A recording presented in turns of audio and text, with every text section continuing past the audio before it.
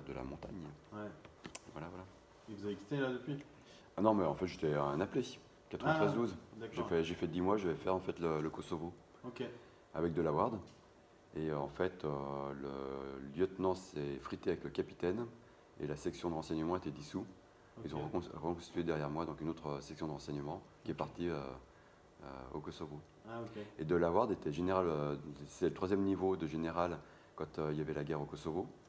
Et il envoyait des rapports régulièrement à l'ONU pour dire que c'est une guerre, n'importe quoi, c'était complètement pipoté par l'OTAN et les Américains. Et il a réussi un jour à envoyer cette note alors que le général américain n'était pas là et l'autre était malade. Ça arrivait directement chez Kofi Annan. Le surlendemain, Kofi Annan débarquait au Kosovo, disait au général, vous je ne veux pas voir, vous je ne veux pas voir, je veux voir Delaware. Il est arrivé dans le bureau de Delaware. 3 jours après, le Kosovo s'est terminé. L'ONU retirait son mandat du Kosovo. C'est dingue, hein? Ouais, ça tient à rien du tout. Donc c'est pas, je pense que Delaware, il est globalement sincère. Je ne sais pas s'il est tenu, parce que tout le monde est tenu plus ou moins dans ce monde. Mais moi, je lui ai dit que je n'étais pas d'accord avec la lettre qu'ils ont faite des généraux. C'est trop axé sur l'immigration, sur l'islam, il y a un petit peu sur les gilets jaunes. Mais il aurait dû beaucoup plus axer puis, sur les médias et sur les médias corrompus, mainstream, et puis toute la corruption. Et il me dit, ouais, mais ça sera dans le deuxième temps, parce que le premier temps, on ne peut pas faire front sur tous les... Ouais, on avait reçu Jean-Pierre Fabre Bernadac, le fin de la lettre ici. Ah oui? Ouais. C'est bon? Ok, moi je suis prêt. Très bien. C'est bon pour vous? Les baisses, tout va bien. Yes.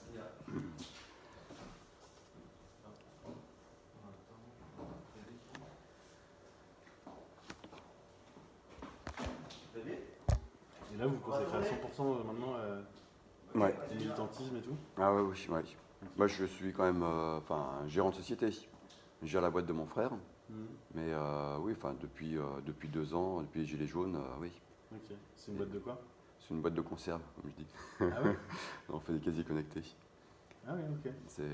On paye la prestation sur Internet, donc il fait la connexion quand c'est payé. Donc il y a la porte qui s'ouvre, et puis on met dedans soit du linge pour les pressings, soit c'est par exemple des valises pour les personnes qui quittent l'hôtel mais qui n'ont pas tout de suite leur vol, donc qui laissent, ils n'ont plus la chambre, etc. Les consignes de l'hôtel, etc. Ok, voilà. Je sais pas si on va y arriver. On va laisser, il va. Au pire, on fera quand il tombe et basta. Ok. Du coup, s'il tombe, il faudra refaire la question. Oui. Non, mais de toute façon, on va en parler au début. Et voilà. Okay. Autrement, on lui met carrément un gros coup de scotch. Ouais, je vais reprendre le scotch noir. Et puis, on va lui foutre un gros coup. T'as le scotch noir? Je vais lui mettre carrément une ceinture. Je vais ceinturer. De toute façon, on ne voit pas au-dessus de la table. En dessous de la table, on ne voit pas. Non, on voit pas. Je fais comme ça. Arrêtez de nous embêter, celui-là.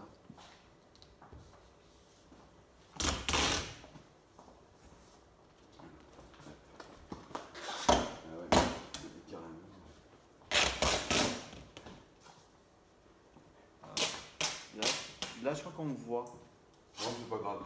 C'est joli. Ça fait partie de la mise en scène. Ça fait un peu ceinture de sécurité. Exactement. Ok. Hop là. Ouais. Go. Il tiendra. Ok, on y va.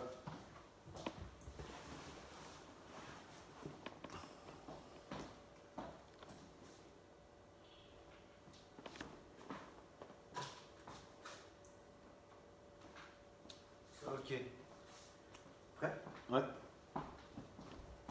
Défi la vérité. Prise 1. Action. Bonjour à tous, bienvenue sur François pour un nouveau défi de la vérité. Nous recevons aujourd'hui Stéphane Espic, qui est un multi-activiste, multi-récidiviste, peut-on dire. Bonjour. Bonjour. Vous êtes venu avec un homard. Symbole des privilèges. Pouvez-vous, c'est un hommage à François de Rugy, ou pouvez-vous nous raconter son histoire? Bon, on va pas dire que c'est un hommage, c'est malheureusement tous ces tartuffes de politocards qui mangent à la gamelle et donc sur le dos des Français. Et donc avec ce homard géant, bien que ça lui fasse mal à la tête, comme le champagne, il n'aurait jamais dû accepter ce poste, monsieur de Rugy, mais c'est devenu en effet le symbole des privilèges. Et donc, comme disait aussi Macron, il faut chevaucher la bête, donc je chevauche la bête. Donc j'embêterai encore Macron à Brégançon cet été, le 15 août, avec une brigade de homards. Et donc, nous serons sous les fenêtres, comme d'habitude, à dénoncer les privilèges. C'est un fait divers qui vous a attiré déjà des ennuis avec ce homard, ou plutôt son jumeau. Oui, je suis au 9e. C'est votre 9e. Racontez-nous votre mésaventure judiciaire du coup. Je lui avais barbouillé la queue du homard, donc en mettant Brigitte pédophiloteuse, violeuse des meubles de l'Élysée, etc., etc. Ça n'avait pas plu à madame, qui m'avait fait donc un procès. J'avais été invité cordialement à aller sur le navire amiral pour une audition, etc., quand j'étais sous les fenêtres à Brégançon.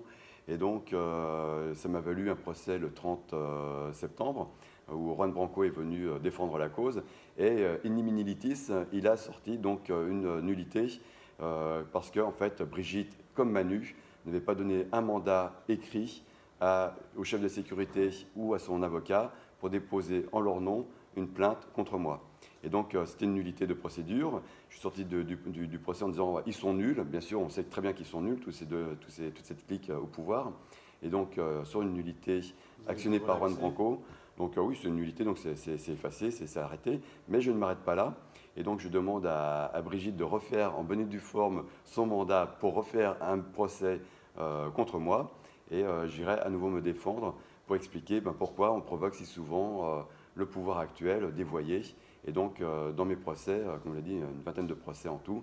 Et donc, je fais des procès inversatoires, c'est-à-dire que je me laisse attaquer sur un fait insignifiant. Il faut de la quérulence d'État à faire des procédures abusives contre moi, garde à vue, etc. On arrive sur des procès complètement loufoques. Donc, autant rentrer dans la tartufferie jusqu'au bout. Donc, je me dis moi-même bouffon du roi, parce que j'ose dire des vérités au pied du roi. Et donc, plein de procès comme ça, par quérulence d'État. Et j'inverse la charge contre eux, pour dire, mais si je fais ces bouffonneries à vos pieds, c'est parce que vous êtes des tartuffes absolus, des malades imaginaires, des bourgeois qui vous croyez gentilshommes, mais par contre, vous n'êtes que des tartuffes, et vous dévoyez le pouvoir, vous ne respectez pas la Ve République, vous ne respectez pas la volonté populaire quand elle vous dit non en 2005 sur un référendum, non au traité de fonctionnement de l'Union européenne, eh bien on n'impose pas au traité de Lisbonne 3 ans après, et le traité par Sarkozy, et donc c'est un déni de démocratie. Ils ont déjà enterré la démocratie en 2008, avec ce déni absolu de démocratie. Et là, donc, il y a 3 jours, le Tartuffe, à l'Enlysée, il nous a sorti, donc il a instauré l'apartheid, maintenant, entre ceux qui sont vaccinés et ceux qui ne le sont pas. Et donc, on continue dans la tartufferie absolue, ce bourgeois gentilhomme qui est en fait un malade, mais pas si imaginaire que ça. Voilà un tableau qui est très gai. Ben oui, il faut être gai, parce qu'il faut faire l'inverse. Ils instaurent la peur annule l'action. Et si on n'a pas peur, on est dans l'action. Moi, intrépide, bouffonnerie absolue, je me marre en permanence, j'ai les flics en permanence sur le dos, mais je n'ai pas peur. Et donc c'est pour ça que j'agis. Et eux, ils sont en train de terroriser la population française pour que justement les gens ne réagissent plus et restent dans leur terrier. C'est insupportable. Et comment vous en êtes arrivé à vous engager autant? Vous avez été une des figures de ce mouvement protéiforme des Gilets jaunes donc il y a 2 ou 3 ans. Enfin qui continue d'ailleurs pour une bonne part. Quel itinéraire vous a amené à vous engager ainsi? Moi je dirais, un gilet jaune de la première heure, non pas en 2017, 2018, je veux dire le 17 novembre 2018, mais si vous remontez sur mes posts déjà en 2015, c'est suite à Charlie Hebdo. Franchement, Charlie Hebdo, comme j'ai dit dans un post du 17 janvier 2015, vous étiez Charlie? J'étais Charlie, comme j'ai très bien dit, j'ai dit je suis Charlie jusqu'à demain, c'était le 13 janvier je veux dire. Donc les attentats de Charlie Hebdo, c'était le 7, je crois, 7 janvier 2015, 5, ou le 5. Non, donc, peut-être 7, bon bref. Voilà. Et donc j'ai été Charlie quelques jours, et quand j'ai vu la tartufferie organisée par l'exécutif, avec Hollande, aller défiler à République, avec Benjamin Netanyahou et compagnie, je me suis dit c'est pas possible. Une récupération de cette façon-là, ce n'est plus possible. Pourquoi c'était une tartufferie pour vous? Mais en plus, on voyait bien, ils étaient en triangle, soi-disant au milieu de la foule, alors qu'ils étaient complètement isolés de la foule. La foule était poussée sur les côtés. On était en état d'urgence, risque visiblement d'attentats, etc. Et tout le monde est invité place de la République. Tout d'un coup, il n'y a plus d'état d'urgence, alors qu'un camion aurait pu foncer dans la foule. Enfin, c'était une tartufferie absolue. De manifester une forme d'union nationale à ce moment-là, dans l'émotion, dans la compassion. Comme on l'a dit, nationale. Mais pas de ces représentants qui n'ont pas été capables de nous protéger de ces attentats. D'accord. Et eux, ils auraient dû se terrer. Ils auraient dû se taire. Ils auraient dû rester à l'Enlisée, parce que je n'appelle plus ça l'Élysée, c'est l'Enlisée.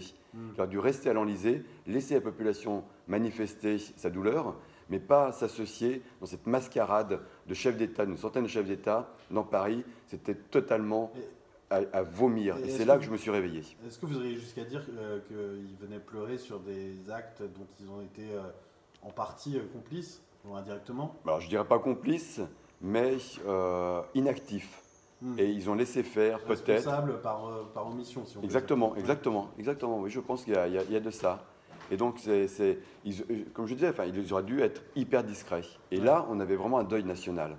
Et donc, je ne pouvais plus être Charlie. Il y a eu une forme d'indécence, du coup, dans les manifestations, vous trouvez, qui aurait dû être peut-être plus recueillie, moins démonstrative. Exactement, exactement. Heureusement, il y a une mouette qui est passée par là, qui a chié sur Hollande. Il a eu et il a écrabouillé sa merdouille de mouette sur Charles. Non, pas Charles, parce qu'il est mort, sur... Rhys C'était Rhys, je crois, ouais. Il était mort de rire. Enfin bon, heureusement qu'il y a une mouette qui a réagi. Qui est venue ramener au ridicule de la situation. Exactement. Donc vive les mouettes. Et donc, c'est de là que votre éveil politique, si on peut dire, donc en 2015. Voilà. Et puis ensuite, vous avez été de beaucoup de combats, de beaucoup de causes. Juste pour revenir sur 2015, et donc le 17 janvier, je détournais une publicité de la sécurité routière à laquelle avait participé donc, Karl Lagerfeld, qui disait c'est moche, ça va avec rien. Ça ne sert à rien, mais ça peut sauver des vies. Voilà. Et donc, du gilet jaune à l'époque, qui n'avait pas encore cette connotation. Tout à fait. Voilà. Et donc ça avait déjà été réutilisé par les parents d'élèves, parce qu'il y avait déjà eu des problèmes en 2015, 2014, par rapport à, je ne sais plus ce qu'il y avait sur les parents d'élèves, c'était indigné, donc ils avaient déjà détourné la pub. Et donc je suis le troisième à avoir détourné cette pub, et donc d'avoir dit, il faut sortir dans la rue avec des gilets jaunes, mettez des caricatures sur vous tous les jours, mais manifestez votre colère par rapport à tout ce qui se passe, tous ces mensonges, parce que là ça devenait vraiment... on est dans un monde de mensonges, mais là, ça devenait trop visible. Et donc, il fallait sortir avec ces gilets jaunes. Et donc, j'ai fait ce post le 17 janvier 2015. Donc, l'idée du gilet jaune, vous revendiquez en avoir été un des... Non, parce que quand vous regardez le nombre de personnes qui ont liké tout ça, il n'y a personne pratiquement, je n'étais pas connu, etc. Et donc, quand c'est ressorti en 2018, donc, moi, j'étais en train de faire des shampoings le samedi, parce que je travaillais le samedi pour aider un ami. Et donc, j'allais le soir, donc, du 17 novembre. Premier acte des Gilets jaunes. J'étais vers 6h30, donc je ne suis pas un des Gilets jaunes de novembre-décembre 2018, mais par contre après j'étais très actif, et donc j'étais même déclarant de manif à partir de l'acte 11 avec Sophie Tissier, et puis on s'est frité un petit peu. D'accord. J'ai déclaré avec elle donc l'acte 13 où je m'étais déjà frité avec elle, donc coupé le téléphone, donc je ne pouvais plus rentrer en contact avec elle alors qu'elle était contact police, j'ai fait guider les gilets jaunes dans Paris, et j'ai déclaré tout seul l'acte 14 et j'ai redéclaré l'acte 15 dans Paris. D'accord, donc ça vous a valu tout ça, beaucoup de garde à vue, beaucoup de mésaventures judiciaires? Aucune jusqu'à présent, et par contre quand j'ai vu que les manifestations ça ne servait à rien, alors que j'étais en contact régulier et que j'avais manifesté pendant le seul rond-point que j'ai tenu pendant un mois, c'est le rond-point des Champs-Élysées, Marcel Dassault. Parce que j'avais demandé à pouvoir manifester le mercredi matin à 10h devant le Grand Palais, le Petit Palais, où vous avez tout le défilé des ministres qui vont au Conseil des ministres, et je voulais leur faire des doigts d'honneur. Et la préfecture m'empêchait d'aller manifester donc, sur Roosevelt, et donc ils m'avaient mis sur Marcel Dassault, le rond-point de Champs-Élysées. Un peu plus bas du coup. Voilà, un peu plus haut en direction de l'Arc de Triomphe. Et donc j'aurais dit, mais si vous ne me mettez pas là où je veux le mercredi matin, je vais vous faire des déclarations tous les jours. Et je l'ai fait pendant un mois, pendant le grand blabla, le grand débat, donc du 19 février jusqu'au 17 mars. Tous les jours, je déclarais des manifestations. Et je déclarais également les manifestations du samedi, etc. Et donc, pendant un mois, avant que ce soit l'allemand, c'est Delpech, pendant un mois. Le préfet de police de Paris. Voilà. Et donc, je déclarais des manifs tous les jours. J'ai tenu mon rond-point tous les jours et j'ai fait des grandes banderoles. Au début, vous aviez par exemple le DAR, dispositif d'action rapide. C'est eux qui cassent les têtes, les motards, qui s'appelle maintenant la Brave. Et bien, j'avais tiré une grande banderole de 10 mètres. Vos voltigeurs. Voilà. Et donc, j'avais marqué Castaner s'arrachera le cul en nous plantant son dard. L'arème des abeilles, etc. Donc, voilà, c'est Castaner, l'arème, comme la République en marche, des abeilles s'arrachera le cul en nous plantant son dard, dispositif d'action rapide. Eh bien, le surlendemain, il changeait le dard en brave. Ah, donc c'est à cause de vous qu'ils ont changé de nom peut-être. Bah oui. En tout cas, il y Ça. a une coïncidence Voilà, disons, sur le changement de nom. c'est bouffonnesque, mais bon, il faut y aller, il faut oser. Vous étiez installé à Paris à ce moment-là, parce que vous êtes originaire de Savoie, de Haute-Savoie, Voilà. et vous êtes des attaches en Suisse, il me semble aussi. Oui, je suis né en Suisse, à Martigny. Voilà. Du coup, vous faisiez des allers-retours. Comment vous avez... Bah, avant le Covid, j'étais 3/4 du temps à Paris et 1/4 du temps en Haute-Savoie, parce que bon, mes parents sont là-bas, et puis comme je le dis, je suis SDF, sans domicile fixe, mais j'ai plusieurs domiciles, mais ils ne sont pas fixes. Donc je suis un vrai SDF, mais je ne dors pas dans la rue. Donc c'est un abus de langage de dire SDF, ceux qui dorment dans la rue, c'est plutôt des sans-abri, sans rien du tout. Moi, je me revendique dans mes gardes à vue, etc. Quand ils me demandent de quelle adresse, je leur dis Annecy, c'est mes parents, et puis autrement, je suis sans domicile fixe. Donc quand ils me demandent mais vous avez dormi où la veille, etc., l'avant-veille, c'est toujours des adresses différentes. Donc ça les rendait fous, donc je m'amusais avec ça. Mais voilà, donc je suis... et depuis le Covid, j'ai inversé, donc je suis 3/4 du temps ou 4/5 du temps à Annecy, et puis 1/5 sur Paris. Et donc vous menez une vie itinérante et militante, et vous avez pas seulement fait des actions, des coups d'éclat, des manifestations et autres, vous avez aussi essayé de conceptualiser, de nourrir votre réflexion en étant l'auteur d'un livre. Est-ce que vous pouvez nous en parler qui se veut une boîte à outils, c'est ça? Oui, tout à fait. Donc j'ai fait plusieurs petits bouquins qui sont gratuits sur Internet. Là, j'ai imprimé simplement un exemple. Donc tout ça, c'est accessible sur espic.eu. Donc c'est mon site Internet qui veut dire... avant, j'avais créé ce site-là, ça voulait dire études, soutien, process, ingénierie, concept. J'étais conseiller en création d'entreprise. J'ai travaillé 15 ans dans la création d'entreprise. J'avais géré une petite association qui gérait 1 million de prêts d'honneur, 1 million d'euros de prêts d'honneur dans le 93. Donc votre nom, en fait, c'est un acronyme qui est un pseudonyme. Voilà, je fais les deux. C'est mon acronyme et c'est mon nom de famille également. Et donc là maintenant, c'est plus la même signification, c'est plus études soutien, mais c'est devenu ensemble, soutenons des projets d'initiative citoyenne. Ah, ça tombe bien. Oui, ça tombe bien. Donc j'ai un nom facile, donc voilà. Et donc vous avez un petit bouquin qu'on peut télécharger sur mon site internet. Et donc il y a 2 bouquins actuellement, je suis en train d'écrire. Il y a 100 bitonio. Ça, c'est quand je n'ai plus mon petit bitonio sur la tête, ça c'est la tarte de chasseur alpin. Donc vous voyez, il y a un petit bitonio. Donc quand je suis en garde à vue, c'est 100 bitonio. Et donc c'est très caustique. Frédéric Dard. Exactement. C'est dans la lignée de Frédéric Dard. Donc il y avait 100 Antonio, ben, là, moi c'est 100 bitonio. Et puis vous avez l'autre qui est beaucoup plus sérieux. C'est consacré à vos gardes à vue, c'est une sorte de chronique humoristique de vos péripéties policières et judiciaires. Quoi. Voilà, tout à fait. Actuellement, il y a 22 gardes à vue et puis il y a donc 5 procès. Donc ça coûte très cher tout ça. Non, ça ne me coûte rien. Non, vous prenez jamais d'avocat? Ah non, surtout pas. Vous vous-même? Alors, ce que je fais, je convoque des avocats comme témoins. Ça me coûte 135 € par huissier. C'est un huissier qui donc, les convoque comme témoins pour assister au procès. Donc, ce que j'ai fait le 4 septembre, j'avais 15 affaires contre Connard Ferrand. Enfin, je suis encore fourché, excusez-moi, Richard Ferrand. Mais je me suis pointé par... C'est la responsabilité de vos... Voilà. Mais je suis rentré... Mais oui, mais c'est la vérité. Je suis rentré à l'hôtel de la C en demandant à voir Connard Ferrand. L'hôtel de la C, c'est la résidence du président de l'Assemblée nationale. Voilà. Après de Rugy, vous voyez, il se dégonfle d'ailleurs de Rugy. Donc c'est les privilèges se dégonflent. On va y arriver. Allez dégonfler les privilèges. Donc parmi toutes ces exactions, avec les poscas sur l'Assemblée nationale, il y avait une palissade de chantier de 50 mètres pendant la réfection des grilles. Donc j'avais écrit dessus...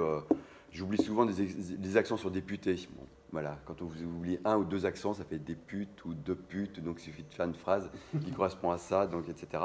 Permanence parlementaire, Stanislas Guérini, bien barbouillé également. Didier Bécher, où j'avais fait la nuit du 4 août, l'abolition des privilèges, j'étais parti à Versailles, donc j'avais chopé la permanence parlementaire du coin, c'était Didier Bécher, ils s'en est pris plein la permanence, député... Tous la REM des abeilles. C'est votre cible privilégiée. Alors au-delà de la bouffonnerie, comme vous dites, vous avez aussi écrit un livre plus sérieux. Est-ce que vous pouvez nous en parler un peu plus? Donc il s'appuie sur l'article 2 des droits de l'homme, c'est la résistance à l'oppression. C'est-à-dire que vous savez très bien que je suis, je dirais, le porte-flingue de Wilfried Paris. Wilfried Paris, c'est donc un avocat empêché qui a déposé plusieurs recours en excès de pouvoir contre nomination de Macron. Enfin, ce n'est pas un REP, mais c'était une autre procédure au Conseil constitutionnel. Au Conseil d'État, il a fait plusieurs REP contre Dupond-Moretti, recours en excès de pouvoir sur la nomination de Dupond-Moretti, sur la nomination de Jean-François Bonnert, qui est l'actuel chef du parquet national financier. On va faire un recours en excès de pouvoir contre Rémi Heinz, qui est le procureur de Paris, qui passe procureur général de Cour d'appel de Paris. Donc je le retrouve encore contre moi c'est celui-là. Donc, Ça va vous attirer des ennuis. Hein. oui, je sais, mais je vais au procès. Donc Rémi Hens, donc c'est pareil, l'allemand. Je fais une déclaration de manif le 1er mai de l'année dernière, 27 km dans Paris. Et ça faisait 27 km. C'est-à-dire qu'on partait ici, c'est vraiment le parcours. Vous partez de Bercy, on montait jusqu'à la plaine Saint-Denis, on redescendait par Saint-Ouen, et on arrivait donc aux catacombes. Eh bien, ça faisait 27 km, il n'a pas aimé. Il m'a fait un procès. Et je suis en appel donc, de ce procès le 18 octobre à la cour d'appel de Paris. Mais donc ça, on a bien compris. Je provoque. Vous cherchez les ennuis pour non, faire je provoque. messages. Voilà. Enfin, c'est une tactique. Oui, on a bien compris ça. Mais au-delà de la résistance à l'oppression pour laquelle vous faites feu de tout bois, quel est votre corpus, votre message principal? Si vous deviez résumer en quelques phrases le cœur de votre combat politique. Article 2 des droits de l'homme, l'objectif de toute association politique est la préservation des droits fondamentaux et naturels et imprescriptibles, à savoir la liberté, en ce moment bonjour à la liberté, la sécurité, bonjour à la sécurité quand on a justement tous les mutilés, et là vous avez donc dans ce bouquin des mutilés, la propriété qui est mise à mal avec justement le problème du Covid, du co-Covid, c'est une nouvelle religion que j'appelle le co-Covid, parce qu'il faut vraiment avoir le Covid. Donc, qui vient donc, fragiliser la population, et donc la population qui risque de perdre, parce qu'elle a beaucoup moins de ressources, risque de perdre son logement, donc propriété est mise à mal, et la résistance à l'oppression. Le 4e droit fondamental de l'article 2 des droits de l'homme, on ne va pas le chercher bien loin, dans le bloc constitutionnel, c'est la Déclaration des droits de l'homme de 1789. Le 4e droit naturel et imprescriptible, c'est la résistance à l'oppression. Vous n'avez pas un avocat en France qui a plaidé la résistance à l'oppression. Toute l'action que je mène et toute ma stratégie judiciaire est basée sur la résistance à l'oppression. La tactique de terrain de provoquer, on me fait un procès, je le fais inversatoire, et j'accuse les autres d'oppression, et j'explique ma démarche. Si je vous ai provoqué, c'est parce que vous ne respectez pas la Constitution, vous ne respectez pas les droits de l'homme, et vous ne respectez pas justement les privilèges s'effondrent, et c'est très bien qu'ils s'effondrent. Vous ne respectez pas le droit, vous êtes tordu, vous tordez le droit, c'est-à-dire que vous osez faire des fausses déclarations. Les commissaires, hier j'ai fait 2 directs face au commissaire Sell, je suis en procès contre lui, en cours d'appel, donc ce sera le 10 octobre. Moi j'ai un mois d'octobre hallucinant. Donc, c'est vous qui encombrez les tribunaux en fait? Non, c'est eux qui encombrent les tribunaux. Et moi, en tant que citoyen, qui respectent le droit, je leur fais remarquer qu'ils tordent le droit pour opprimer la population. Vous avez été condamné quand même déjà? Oui, mais jamais définitivement, parce que je fais toujours appel. Ouais. Je ne lâche rien. Le problème, c'est que les Gilets jaunes disent on lâche rien, mais ils se font biaiser par des avocats pourris qui ne vont pas jusqu'au bout des procédures. Et moi, dès la première instance, je tape très fort grâce à Wilfried Paris, qui me donne des informations. C'est-à-dire, comme on tape très fort dès la première instance, on fait des notes écrites que l'on dépose au procureur, au greffe et au président du tribunal. Et dans ces notes écrites, on fait référence à l'article 2 des droits de l'homme, la résistance à l'oppression, et on fait référence à l'article 7 et 14, et voire 10 et 11 de la Cour européenne des droits de l'homme. Le 7, c'est sur, le 7, c'est sur les procès équitables. On n'a pas un procès équitable parce que les procureurs sont nommés par l'exécutif. Et même là, j'ai un procureur, Rémi Hens, qui m'a déjà emmerdé, pour ne pas dire autre chose. Donc, si j'ai dit la chose qu'il ne fallait pas dire, mais bon. Donc, en première instance. Et là, ils sont capables de me l'envoyer en 2e instance, en cour d'appel. Je vais me retrouver face au même procureur de la République nommé par Macron pour ensuite me suivre en appel. Alors, à quoi ça sert de faire appel si on se retrouve face au même procureur? Donc, ce n'est pas possible. Et donc, c'est eux qui me font des procédures, alors qu'ils savent très bien que dès le début, j'ai tapé très fort grâce aux notes écrites que j'ai laissées lors du procès, et j'aurais montré que je montais jusqu'à la Cour européenne des droits de l'homme, parce que j'ai mentionné dès la première instance. Donc, procès équitable, article 7, la non-discrimination, article 14 de la CEDH. Qu'est-ce qu'on en fait de la discrimination? Une discrimination pure et simple, on le voit bien avec les Gilets jaunes. Il y a une discrimination qui s'est faite sur les Gilets jaunes, et maintenant nous sommes en apartheid depuis le 12 juillet, où vous avez Macron qui déclare l'apartheid pour ostraciser les gens non vaccinés. Qui annonce en plus l'apartheid, comme si la vote était une formalité. Voilà. Il annonce un projet de loi qui sera voté et promulgué. Donc par la main de Godillot qu'il a à l'Assemblée. Il officialise que le Parlement ne sert à rien sinon à ratifier ce que le gouvernement a décidé, ce que l'exécutif, donc lui-même, a décidé. Donc au lieu d'avoir une séparation des pouvoirs à la Montesquieu, on a une fusion des pouvoirs. Ils sont tous de mèche, et c'est ce que j'appelle la caste au pouvoir, ou cette bourgeoisie qui bénéficie du dévoiement de la loi, qui tordent les droits parce que c'est des francs-macs, etc., tout ce qui se retrouve dans des choses obscures. C'est pas parce que franc-mac, c'est pas mauvais. Au début, moi, j'aurais été franc-mac du temps de Lafayette. Moi, j'adore Lafayette jeune. Il arme un bateau. En 1770, il part aux États-Unis. Il aide Washington à obtenir son indépendance. Il est devenu même le filleul de George Washington. C'est un adolescent de 16 ans, hein, marquis de Lafayette, donc orphelin à 16 ans, mais ultra riche. Et donc, voilà, il était franc-maçon par son oncle. Et donc, il est parti là-bas. Voilà, là, j'admire. Bon, Lafayette, plus âgé, 1830, on se retrouve avec Orléans pendant 18 ans, alors qu'on aurait pu avoir une deuxième république en 1830. On est reparti dans une monarchie. Mais bon, c'est pas grave. Mais voilà. Donc, il ne faut pas dire franc-mac, etc. Puis encore, moi, je vise que les francs-macs du Grand Orient de France. Vous avez du Mélenchon, etc. Mais les francs-macs de Grande Loge de France, c'est des gentils bisounours qui servent à rien, juste pour redorer le blason des francs-macs. Mais voilà, il faut simplement repérer, il y a des gens, ou bien le dîner du siècle, c'est pareil, ou bien même le Rotary, tout ça, ça se recrute dans les Rotary Club ou les Lions Club, ça présente bien, ça monte au-dessus, ça part en cacahuète parce que c'est des avantages indus, parce qu'ils se tapent la bise avec leur gros tablier, leur mimique dans ces machins complètement hallucinants sur les Champs-Élysées, hein, sur le Champ de Mars, je veux dire, Champ de Mars. Vous avez une entrée d'un temple dans le Champ de Mars, hein, à côté du MEDEF, hein, pas loin du MEDEF. Donc voilà, c'est simplement des gens qui se accordent des privilèges indus. Vous voyez, on arrive à les dégonfler, les privilèges. Ils tombent, les privilèges. Et donc, après, au-dessus de ça, au-dessus de cette franc-maçonnerie, franc-mafieuserie plutôt, c'est la franc-mafieuserie, des mafieux qui se côtoient entre eux, entre les juges, certains juges, pas tous, mais on va dire qu'un quart des juges sont francs-macs, ils côtoient donc la mafia, et donc petit arrangement entre amis. Après, au-dessus de ça, vous avez le dîner du siècle, qui vient rajouter une couche. Au-dessus de ça, vous avez ensuite Davos. Vous montez encore plus haut, vous avez donc le Bilderberg. Et tout là-haut, c'est le soleil. Là, vous accusez on va vous accuser, pardon, je recommence. Là, on va vous accuser de faire une sorte de pyramide conspirationniste des pouvoirs occultes qui tirent toutes les ficelles. Vous savez bien qu'on ne peut pas vraiment dire ça. Vous croyez vraiment à une telle architecture aussi nette? Il y a sans doute des influences qui tentent d'avancer leurs pions idéologiques pour la marge des choses politiques, économiques du monde, mais c'est sans doute pas aussi net que ça, non? Il faut bien entretenir le flou. Quand c'est flou, c'est qu'il y a un loup. Donc, ils ne vont pas vous faire clairement les choses.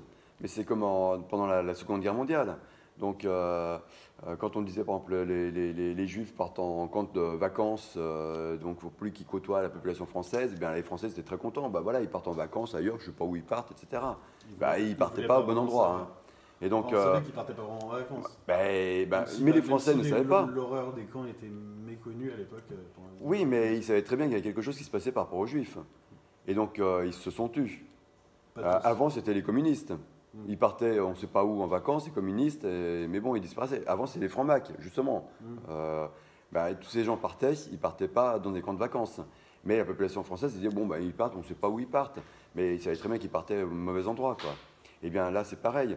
On nous fait croire que on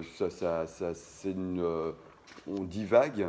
Eh bien non, on voit bien que auparavant dans l'histoire, il y a eu des grosses exactions de commises et les Français faisaient des autruches.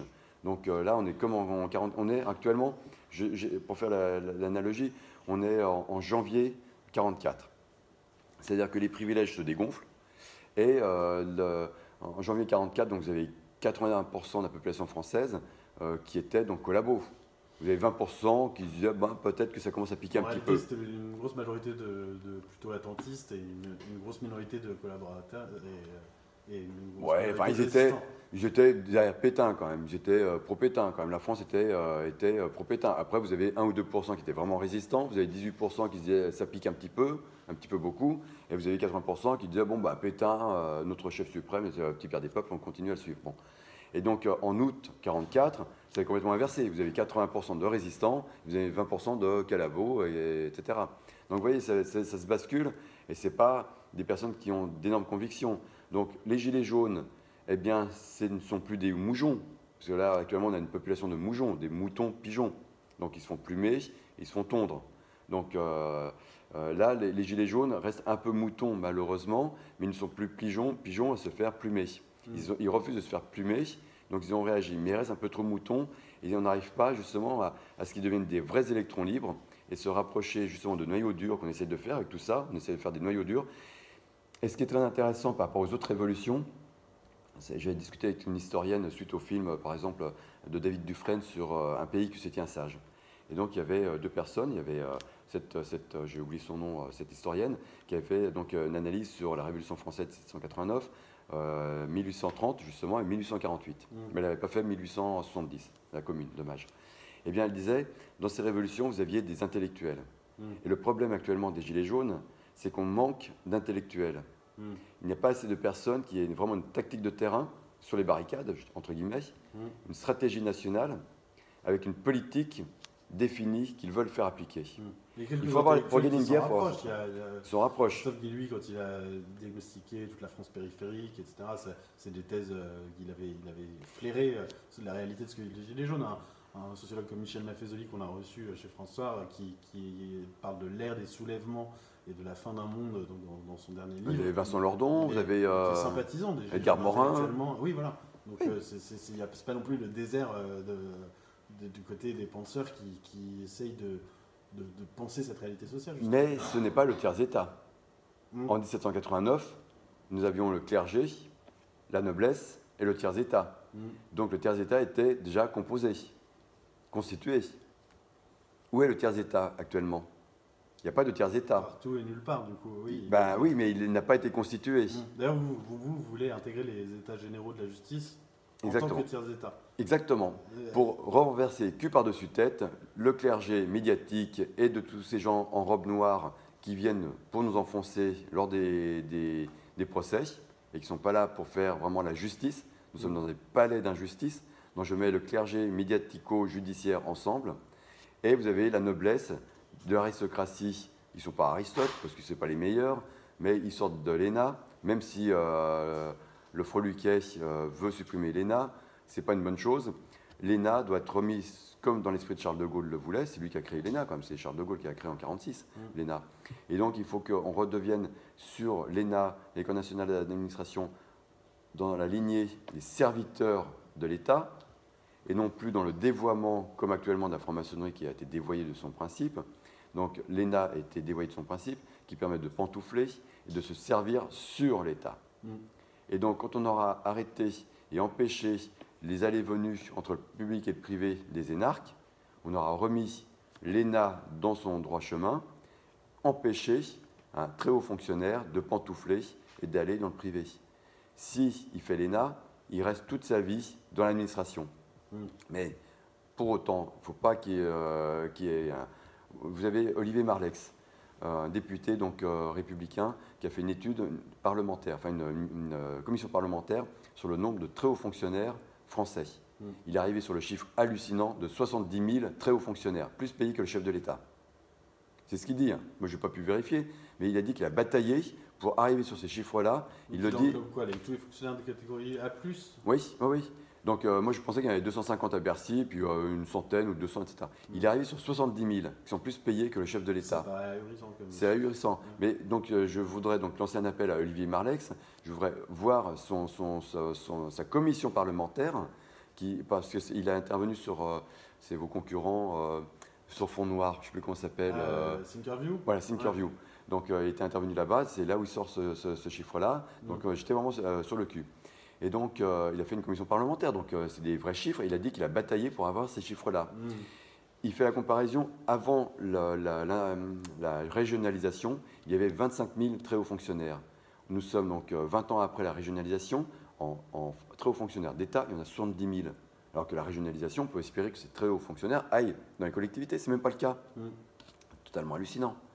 Donc, il faut dégraisser. On embauche des cabinets de conseil en stratégie en plus, pour faire en plus le travail que l'État obèse, si l'on peut dire, ne fait pas ou fait mal. Il faut dégraisser le mammouth.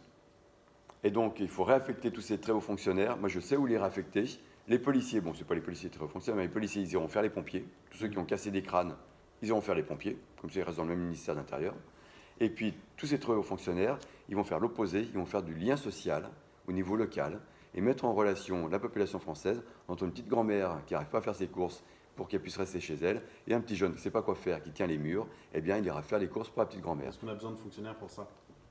Ah bah, il faut bien les recaser quelque part. Donc, comme on ne va pas pouvoir les... Donc, c'est par eux-mêmes, ils démissionneront et ils iront voir ailleurs. Mais ces très hauts fonctionnaires, je sais déjà comment les réaffecter à autre chose qui sera beaucoup plus utile. Et comme tous ces policiers, les réaffecter à autre chose, eh bien, ils auront sauvé des vies au lieu d'aller mutiler les Français. Alors, avant de finir, je voudrais. Vous avez beaucoup d'autres initiatives et actions. Vous faites un tour de France des cours d'appel. Vous avez créé plusieurs associations. Vous avez décroché les drapeaux de l'Union européenne pour les upgrader. Retrouver une Europe des nations, c'est ça? Vous voulez retrouver l'esprit de l'Europe de Gaulle et sortir d'une Europe fédéraliste. D'une Union européenne néo-fasciste, ultralibérale. Et donc, il faut savoir que si on décroche un drapeau de l'Union européenne, et si on met un grand E dessus, comme Cour européenne des droits de l'homme, comme Conseil de l'Europe, c'est ce que j'appelle une upgradation, on le upgrade, donc on le surclasse, on devient donc l'Europe des 47 pays, il n'y a que la Biélorussie qui ne fait pas partie de la Cour européenne des droits de l'homme. Et donc je m'appuie, et toute ma tactique justement judiciaire s'appuie sur la Cour européenne des droits de l'homme, qui est encore un petit peu... Grâce, il y a la Suisse en fait partie, la Russie en fait partie, la Grande-Bretagne en fait partie. Donc il y a 7 juges. Et donc moi je monte en version accélérée, parce que j'ai fait appel et cassation sur un contrôle judiciaire du commissaire Sell, que j'ai encore croisé hier. Et donc Alexandre Sell, si vous voulez, je vous donne son 06. Donc je monte en procédure accélérée de référé. Et donc là, j'ai encore quelques jours pour déposer, puisque c'est 6 mois après la décision de la Cour de cassation, qu'on peut faire, donc Cour européenne des droits de l'homme. Et donc je monte à cette Cour européenne des droits de l'homme, il y a 7 juges. Et j'espère d'avoir un juge britannique, qui sont quand même plus à cheval sur les libertés, un juge finlandais par exemple, un juge suisse, même s'il y a un problème avec le Covid, hein, la Confédération suisse est passée fédérale avec une loi Covid, et donc ils ont passé un référendum le 13 juin. Voilà, il y a une votation, et malheureusement les Suisses, enfumés par les médias, ont voté oui pour la loi fédérale. Ils l'appellent loi fédérale, ils sont dans une confédération. Alors moi j'essaie de faire une confédération européenne, mais une confédération, c'est-à-dire que c'est simplement un liant qui permet de faire remonter les meilleures initiatives d'une nation et de proposer aux autres nations de s'approprier cette idée-là. Mais dans lequel chaque nation garde sa souveraineté. Et chaque nation reste souveraine, etc. Comme les cantons suisses, mais là, même la Suisse, elle a viré les plus confédérales, elle est devenue fédérale. C'est le problème du fédéralisme. Et nous sommes dans une fédération européenne qui ne dit pas son nom. C'est ça le problème. C'est pour ça qu'il faut décrocher le drapeau européen. Et donc, j'espère avoir plus que 4 juges qui comprennent justement ma tactique de terrain, ma stratégie judiciaire, pour ensuite faire condamner la France par la CEDH, qui permettrait ensuite de faire appliquer cette politique qu'on essaie de faire appliquer. Les prochaines élections, c'est les élections régionales où je me suis présenté, j'étais tête de liste Haute-Savoie, de l'Union essentielle. On avait reçu la tête de liste. Bon. Et donc, moi, j'étais juste la tête de liste départementale de la Haute-Savoie. Mais j'étais derrière. La veille, 2 jours avant les et Lionel Brotte, qui était donc meneur de liste sur Île-de-France, j'ai fait son 13 juillet, parce que lui, c'est son anniversaire, donc l'année dernière, sur l'Élysée. On était dans le jardin de l'Élysée, donc j'ai rencontré quelques jours avant. Parce que lui aussi était engagé dans la mouvance des Gilets jaunes. Voilà. Oui, et puis il était également sur d'autres choses où j'avais rencontré. Bon, mais on ne va pas en parler. Donc, simplement pour comprendre, on peut faire appliquer cette politique que je propose justement dans le bouquin Résistance à l'oppression, donc le petit bouquin complémentaire, et donc d'expliquer la démarche. Et cette démarche, comment on peut faire tomber l'hydre à cette tête. Actuellement, c'est Méphistophélès, c'est le diable qu'on a actuellement à l'Élysée. Mais il y a 7 têtes. L'hydre, elle a 7 têtes. Et donc, il va falloir couper toutes ces têtes, Donc vous avez également donc, l'Union européenne qui est une tête avec Ursula von der Leyen, c'est une tête de leader de néolibéralisme. Vous avez donc celle qui reste d'être présidente de la République française, donc ils vont la sortir du placard actuellement qui est à la BCE, donc Christine Lagarde. Vous pensez qu'elle a vraiment des chances? Bah, ils vont la sortir, si ça ne fait pas l'affaire avec celle qui est la pouliche d'Atali, donc ils vont renvoyer Lagarde. Si Laurent Wauquiez ou Xavier Bertrand font pas l'affaire, ils vont faire comme du Fillon, ils vont les dézinguer juste avant l'élection et ils mettront sorti du chapeau. Et je pense que Christine Lagarde fera plus le consensus français. Pour, en plus, c'est la Vaseline, voilà, c'est Madame Vaseline. Alors que on a eu l'avantage d'avoir un Macron qui a mis du sable. Et donc, quand on se fait avec du sable, ça fait mal. Et là, donc, ils cherchent un pot de Vaseline sans qu'il y ait de grains de sable pour pouvoir... On ira un peu plus loin dans la métaphore. Plus loin dans la métaphore. On a compris, donc vous allez vous engager en 2022. Pour conclure, je voudrais vous demander, vous avez été multi-verbalisé suite en période de confinement et autres pour non-respect des attestations et autres. Vous avez eu plus de 15 amendes. Voilà. Est-ce que pour vous, le Covid a servi en partie de prétexte à l'oppression justement que vous dénoncez? Tout à fait, c'est encore une division supplémentaire.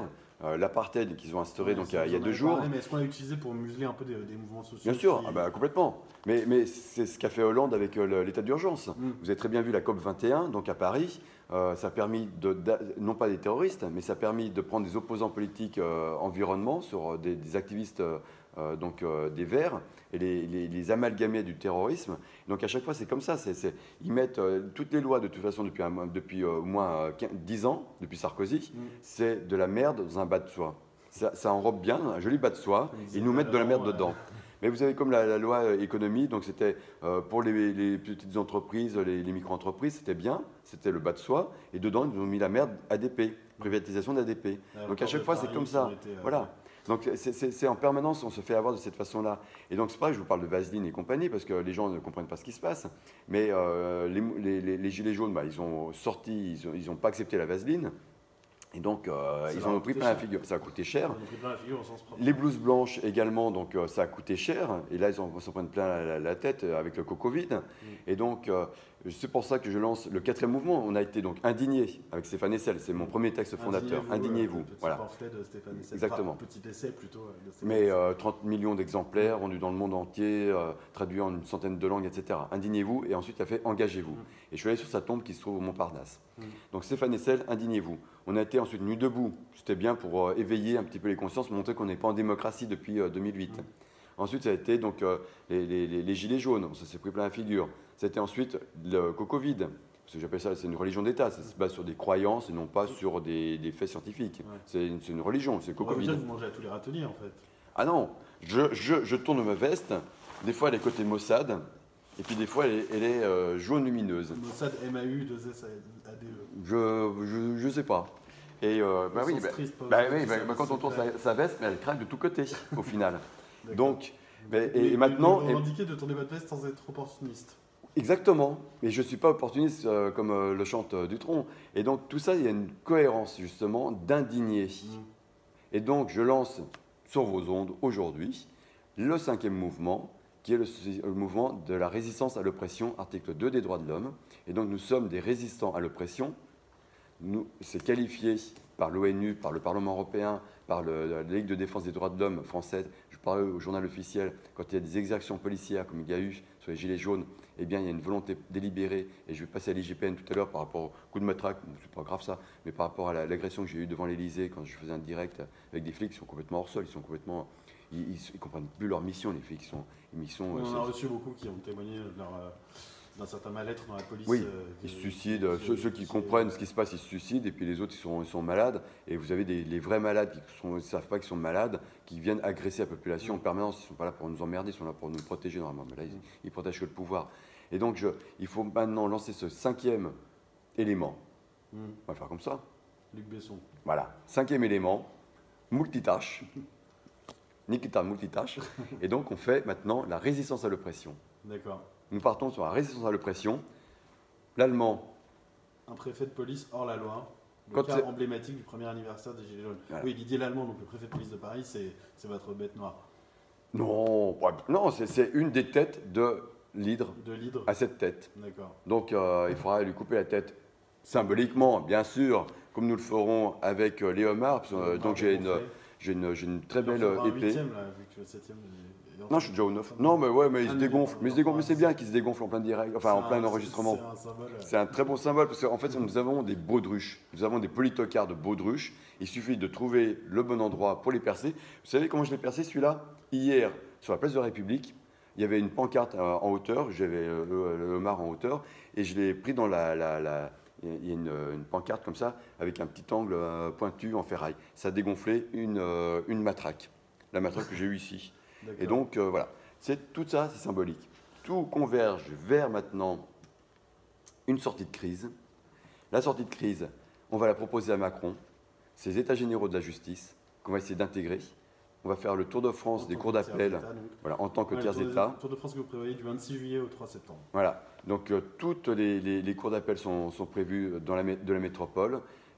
Donc on fait une semaine, on fait 4 cours d'appel, on revient sur Paris pour déposer des doléances au ministère de la Justice, on repasse la semaine suivante, on fait 4 cours d'appel ou 5, on peut en faire 2 dans la journée par Metz-Nancy. Donc tout ça vous allez sur espic.eu comme Europe, espic c'est comme mon nom, et puis un .eu comme Europe. Et donc on va déposer ces doléances et à la fin on demande au Conseil supérieur de la magistrature, où j'ai déjà déposé des plaintes, etc. Je dépose partout, je suis dans toutes... Je suis partout, hein. Je suis en première instance. Non, je suis attaqué. C'est une tactique assumée, on l'a compris. C'est inversatoire. Ouais. C'est eux qui font de la quérulence sur des faits insignifiants. Ils font de la quérulence d'État pour traîner devant les tribunaux pour des actes en tordant le droit, alors que moi je remets le droit. Alors qu'eux ils sont tordus, ils tordent le droit pour nous embêter. Donc c'est eux les quéruleurs, c'est pas moi. Et donc moi je fais inversatoire, je me défends contre eux. Donc je suis en cours d'appel, si vous voulez toutes les dates. Donc vous avez... On les retrouvera sur votre site. 28 septembre, 1er octobre, c'est le 4 septembre en appel. L'allemand c'est le 18 octobre avec Juan Branco. Le 20 octobre c'est les drapeaux européens que j'ai enlevés à Annecy. Donc ce sera à Chambéry, la cour d'appel de Chambéry. Le 3 novembre c'est violence au PDAP. Mon commissaire Alexandre Rossel, 06 32. Non, je ne rappelle le numéro. Mais voilà, on 71 compris. Parce que c'est ma date de naissance et Wagram. Non, Austerlitz, voilà. Vous terminez par Austerlitz. Et donc, commissaire Sel, jeudi je lui enverrai un texto, j'ai pas eu le temps de lui envoyer le texto. Et puis le 24 janvier, je suis encore un petit procès en intérêt civil par rapport aux 108 € que me réclament les mairies d'Annecy pour avoir décroché les drapeaux européens. Mais je les ai upgradés et donc maintenant je les décroche et je les remets quelques jours après avec un grand E dessus et ça devient Conseil de l'Europe, l'Europe des 47, l'Europe des nations. L'Europe que vous appelez de vos voeux.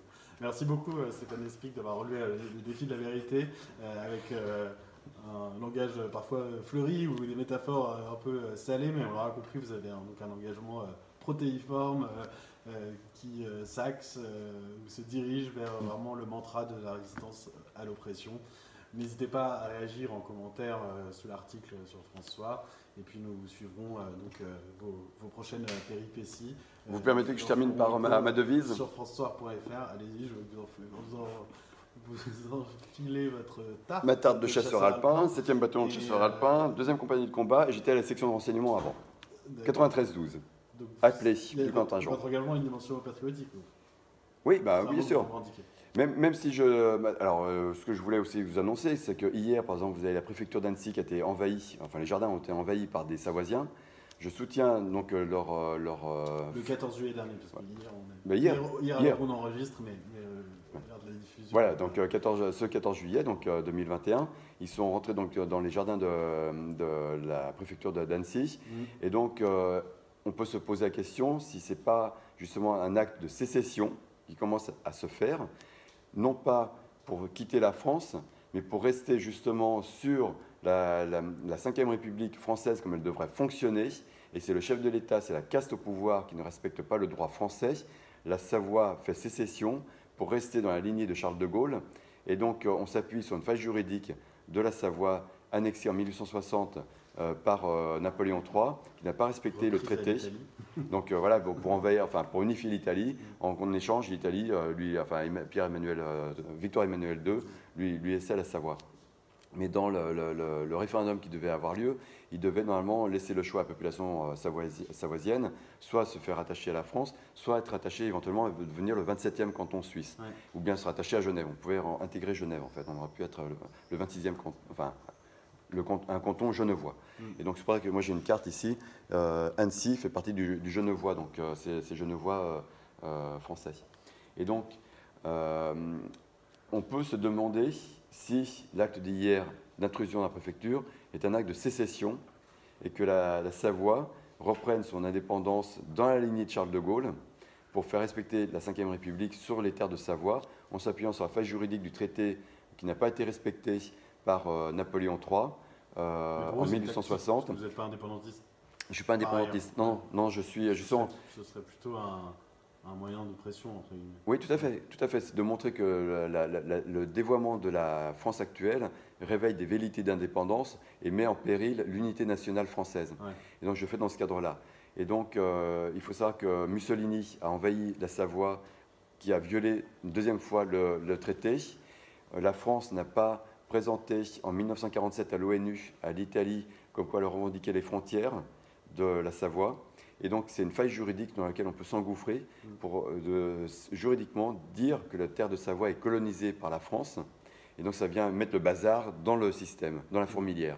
Et donc, c'est pour ça que je terminerai par mon slogan « Nous à notre droit, droit à notre doigt, les doigts sont levés, V de la victoire, en se marrant et en chantant. » Merci beaucoup Stéphane Lespic et merci à tous d'avoir suivi cet entretien.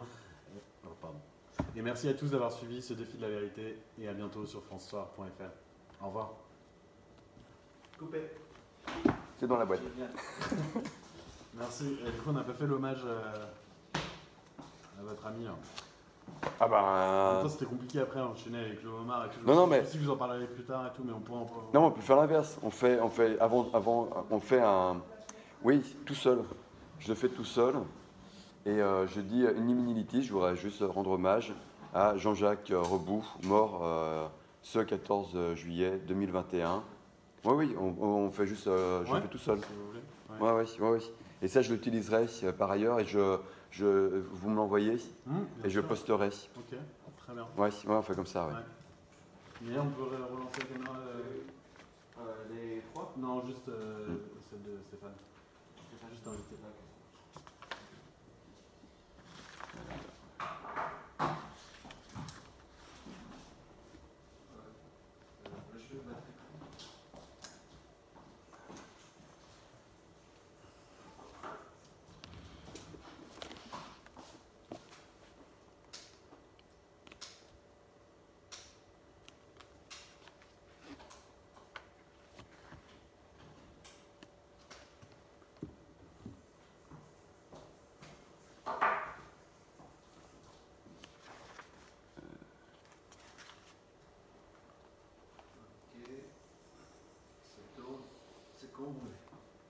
Alors, juste, il faut que je reprenne parce que j'ai le terme exact.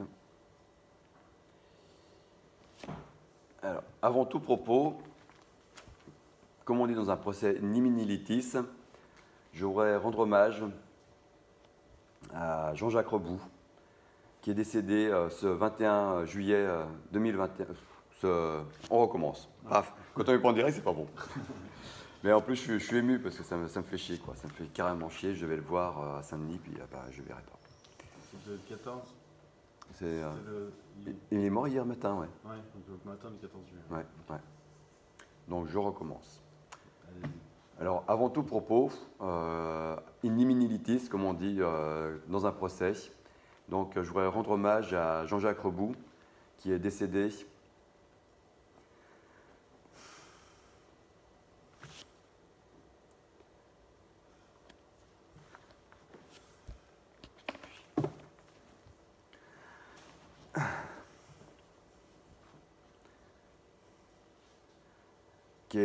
ce 14 juillet 2021 et donc qui était venu à mon procès du 4 septembre.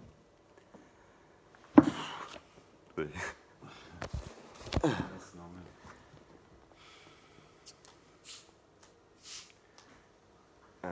Chier.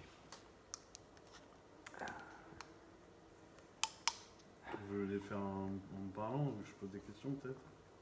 C'est plus facile. Moins difficile. Hop là. Ah, le respirer. On va respirer un peu. Bon, allez. Ah, putain. Ah, chut.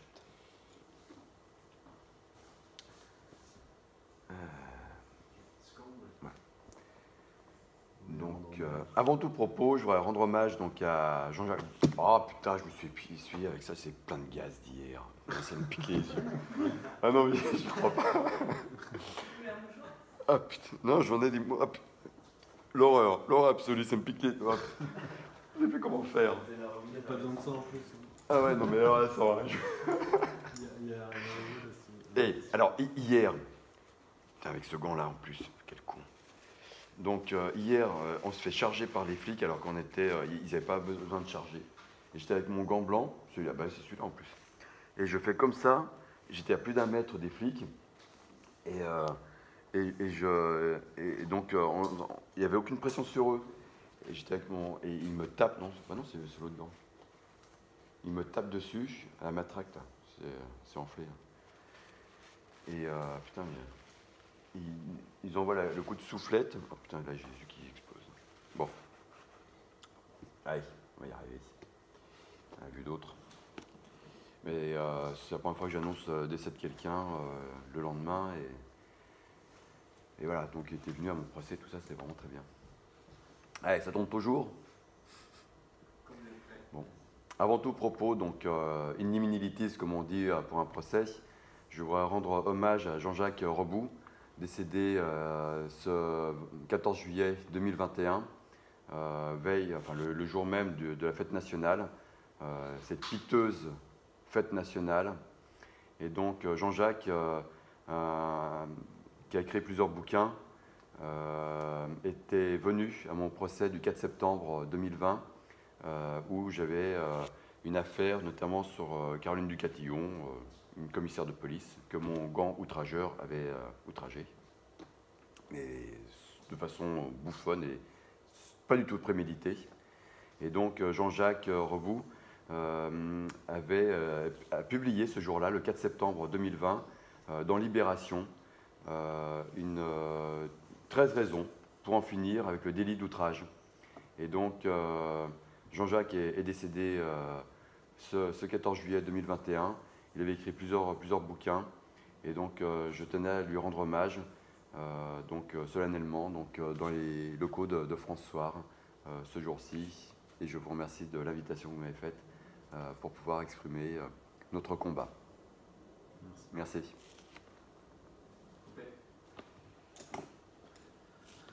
Ah, bravo, c'était pas difficile à dire, à faire, mais c'est très bien. Ouais. Et je vous enverrai Juste cette partie-là. Aussi, ouais. Même, bon, même avant, c'est au moment ouais, vous m'envoyez ce que vous avez sur Jean-Jacques, même si j'ai ma petite larme, de toute façon, elle a ma petite larme. Okay. Elle est sur mon téléphone.